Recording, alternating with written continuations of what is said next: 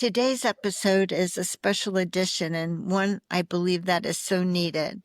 If you've listened to this podcast, you know that Annie's story is one of healing from narcissistic abuse, but it's also a story that can help us prevent harm by teaching the signs, the patterns, and the ways that narcissistic abuse begins.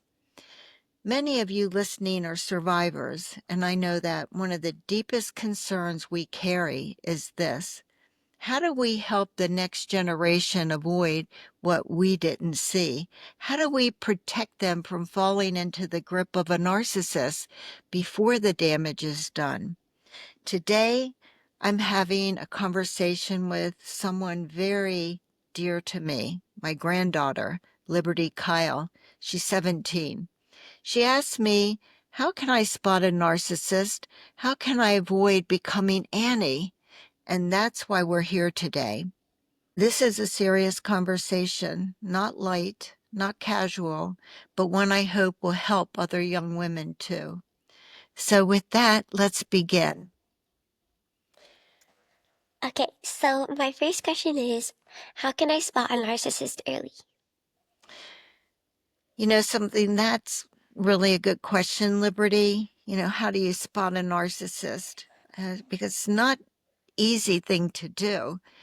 What I would tell you as your grandmother, you look for patterns, not just isolated things, something that happens on a consistent basis.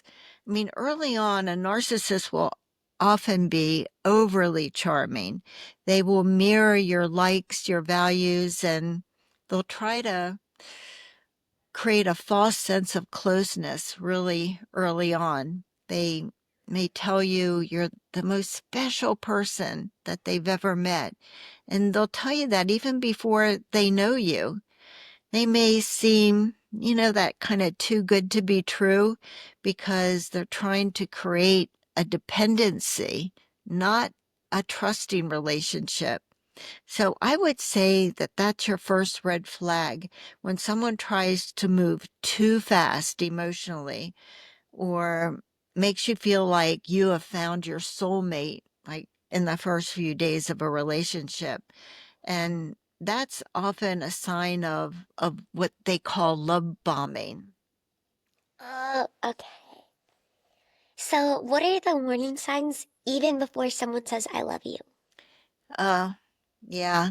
Well, let me think about that for a minute. Uh, if, let's say somebody's just overly possessive of your time and they are doing that like practically at the beginning and they discourage you from seeing your friends. And let's say they get upset if you don't respond immediately to, let's say, a text message. And then they make you feel guilty because you have other friends, other priorities.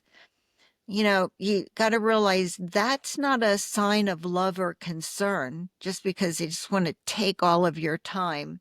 These are signs of control tactics. And, if they start criticizing you kind of subtly, maybe about your clothes, maybe about your friends, about things that you're interested in, and they're kind of doing it all under the pretense of, oh, I just want to help you. So that's a big red flag. Okay.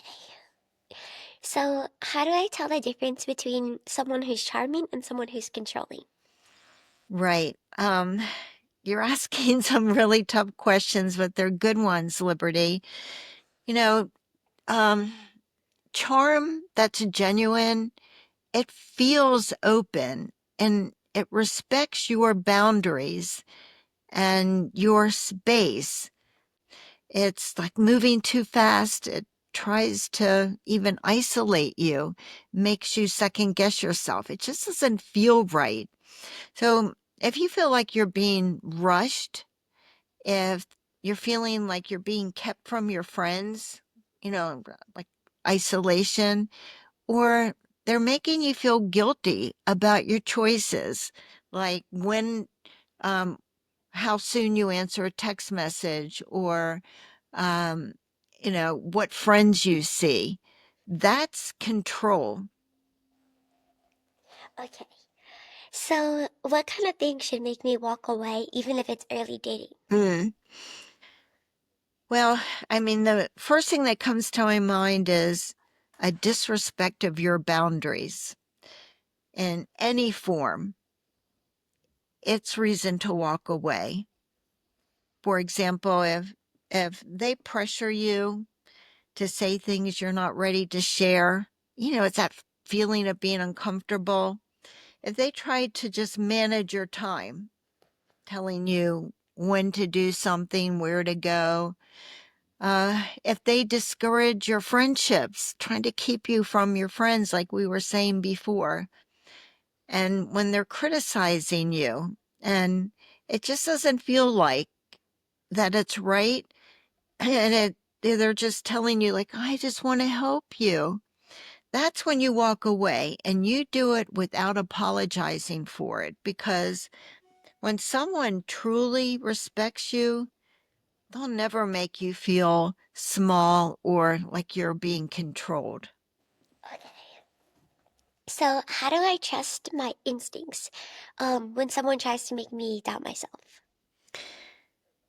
Well, that's, like all these others, it's not easy to answer, but I think it's something that you have to practice listening to that voice inside of you. I know you well, and I know you have good judgment. So I would want you, if something doesn't feel right, you listen to it.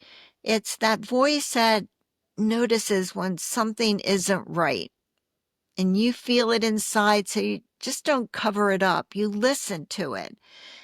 And you might even come to me or your mom and say, there's something that doesn't sound right. What do you think?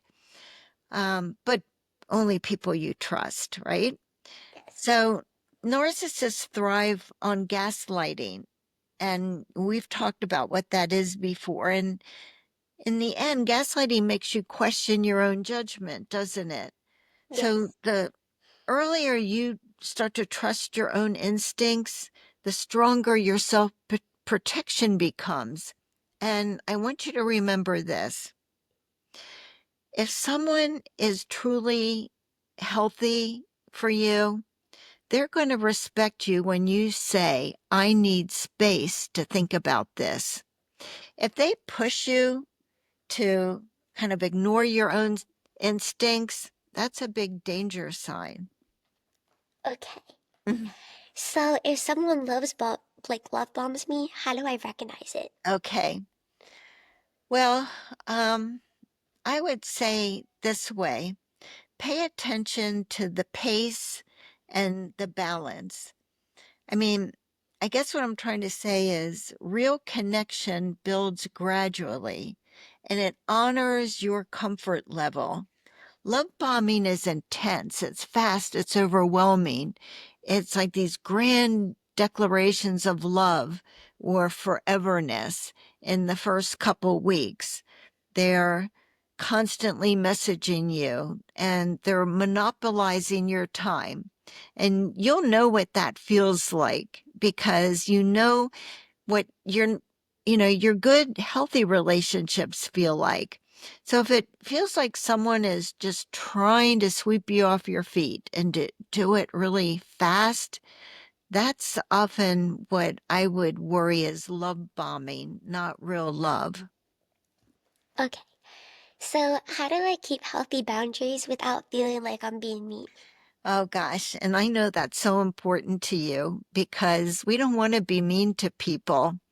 So this is like a really hard but important lesson to learn, because boundaries, they're not mean to kind of expect someone to respect that boundary. Boundaries are necessary. And so any healthy person who wants to be in a healthy relationship with you, they're going to respect your boundaries. And a controlling person, they're going to make you feel guilty for imposing boundaries. So the earlier you practice setting them, and not feeling badly about it, the more you're going to protect yourself from being drawn into an unhealthy dynamic.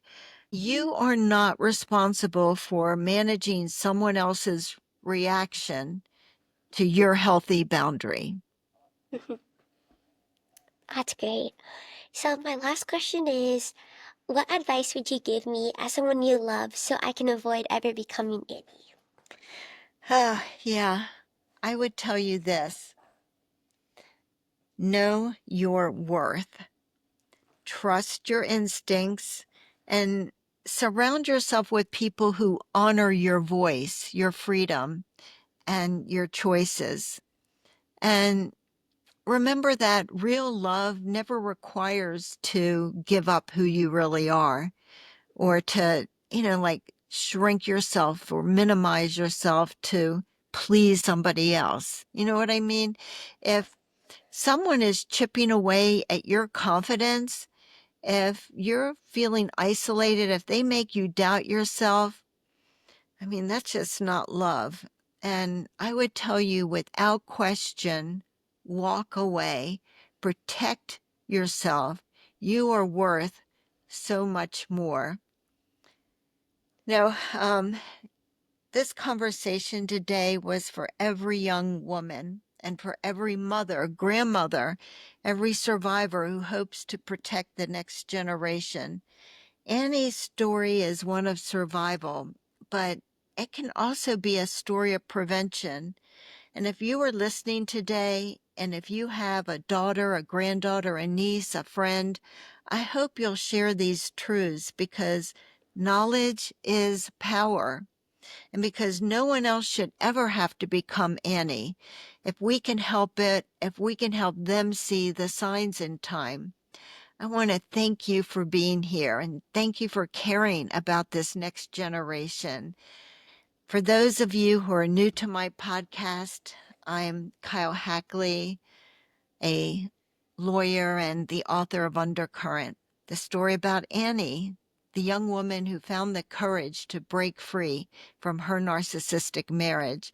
And I want to remind you that Annie just isn't one person. Annie is anyone, any man, any woman who's ever experienced narcissistic abuse. And it's because of Annie, I feel that I know you, that I can talk to you this way. And because of Annie, this podcast exists. Until next time, I want you to remember that you are stronger than you ever believed. You are a warrior against narcissistic abuse. And I want you to be tenacious and never give up on what's important to you. Thank you for being here. Thank you for always showing up. And until next time, and Liberty, thank you for being here and representing your generation. Bye-bye.